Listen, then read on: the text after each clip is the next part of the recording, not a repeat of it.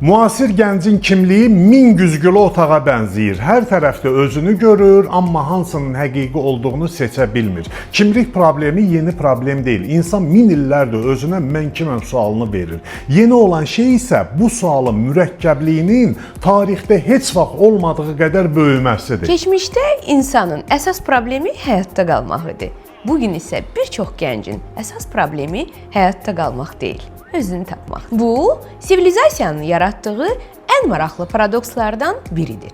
İnsan həyat uğrunda mübarizəni zəiflətməyi bacardıqca, məna uğrunda mübarizə güclənməyə başladı. Məntiqə görə azadlıq çoxdursa insan daha rahat olmalıdır. Amma mən öz çalışmalarımda görürəm ki, reallıq bunun tam əksinədir. Əvvəllər gəncin kimliyi demək olar ki, ona hazır verilirdi. Hansı dinə mənsub olduğu, hansı peşəni seçəcəyi, necə yaşayacağı, hansı dəyərlərə sahib olacağı çox vaxt əvvəlcədən müəyyən olunurdu. Düzdür, bu məhdudlaşdırıcı idi. Amma eyni zamanda psixoloji yükü azaldırdı. Bugün isə gənclərə istədiyin peşəni özünün seçməsi, istədiyin kimliyi özünün qurması deyilir. Bu azadlıqdır. Lakin bu azadlığın bir qiyməti var.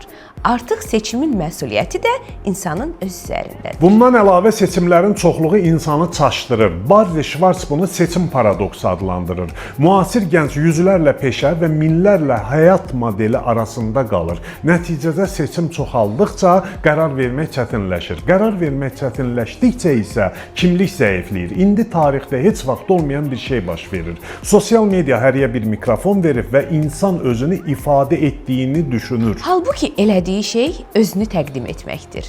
Bunlar fərqli şeylərdir. Özünü tanımaq daxilə, özünü təqdim etmək isə xaricə baxmaqdır. Nəticədə gənclərin böyük bir qismi kimlik böhranı keçirirlər. Fasiləsiz olaraq özlərini axtarırlar. Tez-tez fikirlərini dəyişirlər, xarici təsirlərə həddən artıq açıq olurlar. Bu zaman onlar öz mövqeyini yox, ətrafın mövqeyini mənimsəyirlər. Yəni, mən necə insanam sualına konkret cavab verə bilmirlər. Sevindirici xəbər isə odur ki, bu problemin asan və sürətli həlli NAT texnikaları ilə mümkündür. Fikirləriniz çox dəyərlidir.